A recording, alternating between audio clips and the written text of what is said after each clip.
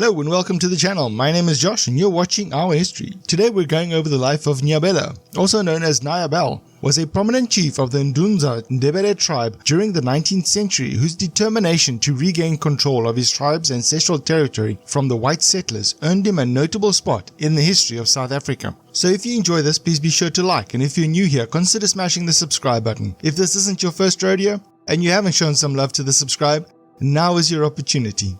Thank you for watching. Nyabela.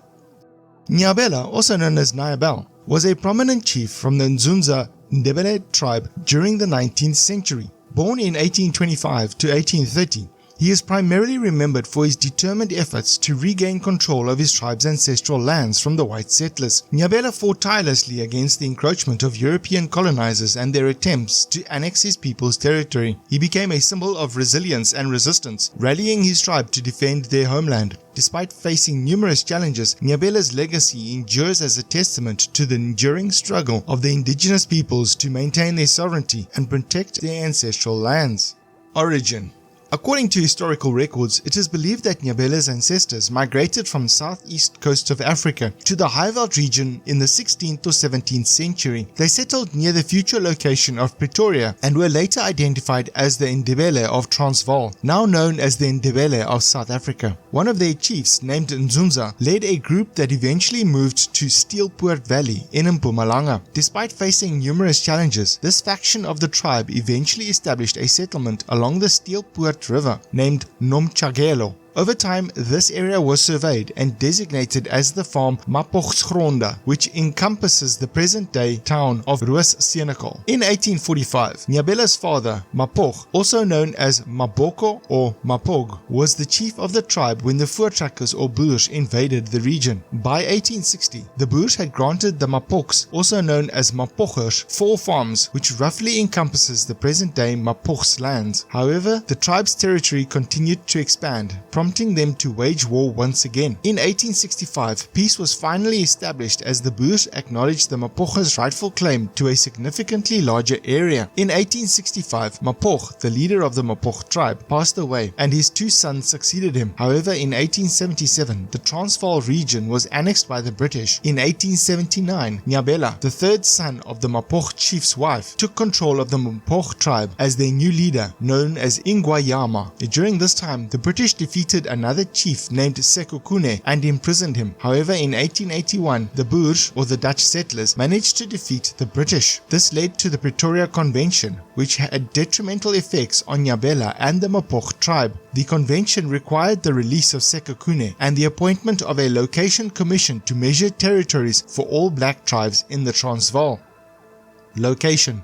After the First Anglo-Boer War, the Pretoria Convention was signed on the 3rd of August 1881, outlining the need to establish designated areas known as locations for black tribes. Sections 21 and 22 of the Convention specified the appointment of a Native Location Commission responsible for demarcating these areas. The commission, comprised of Commandant General Pixabay, the British resident named Hudson, and Hendrik Jacobus Schoeman, the Native Commissioner of Heidelberg and Pretoria, was tasked with this important responsibility. Recognizing the urgency, they promptly initiated the process by focusing on their location for the Mapochers. In October 1882, the commission arrived in Middelburg and instructed Nyabela to meet them on October the 6th at Dirk Stoffberg's farm near Botasberg. Nyabela was also asked to provide information about the number of huts, livestock, and subjects. Grove, the native commissioner of Middelburg, and Field Cornet were sent with a letter to deliver to Nyabela. However, according to Grove, Nyabela responded angrily and insisted that Pixabay, referred to as Piet, come personally to talk to him. Nyabela refused to give up the number of his people and stated how he would honor him with the slaughter of an ox for Piet if he came himself. Grove attempted to convince Nyabela to go to the location commission and offered to bring him back to his state. However, Nyabela adamantly refused and emphasized that Grove should bring Piet along. Nyabela also expressed his surprise at at the Commission's reluctance to visit him, stating that if he were to travel to Pretoria to meet Paul Kruger or Piet Joubert, he would not stop halfway. On the 5th of October, the Commission arrived at Dirk Stoffberg's farm, where they had a meeting. During the meeting, it was reported by Greve that Nyabela, who was involved in the matter, refused to come to Stoffberg's farm and insisted that the Commission should visit him on his own estate instead. After discussing the matter, the Commission determined that it was not feasible for them to take any further action given the position of the Commissioners and the reports that they had received. In an attempt to resolve the situation, Hudson offered to go to Nyabela the following day, but the two other Commissioners clarified that he could not do so in his capacity as a Commissioner. The next day, Greve, Veldkone and Trichard Hudson went to Erolweni. Trichard, who was the interpreter, was questioned by Nyabela about why he brought an Englishman instead of Piet and why he referred to him as Captain. Trichard laughed and Hudson asked for translation. Nyabela insisted on speaking privately with Trichard and suggested going to his office. However, when they arrived, Nyabela was not present, which was unusual as he usually chaired such meetings. Nyabela denied that his absence had anything to do with Trichard. Hudson then asserted his position as the resident appointed by Her Majesty's government to ensure good relations between the natives and the Transvaal. Nyabela pressed Trichard to disclose Her Majesty's whereabouts. However, Nyabela asserted that they had no involvement with Her Majesty in their country and that they were handling their own affairs. When Hudson informed Nyabela about being under government authority, Nyabela expressed that they were not aware of being under a government but considered themselves as government's partner. Hudson then expressed regret for trying to persuade Nyabela to join the Location Commission, which was responsible for surveying a location and erecting beacons. Nyabela inquired about the purpose of the beacon line mentioned by Hudson. As a result, Hudson had to leave unfinished business and return to Bothavsberg.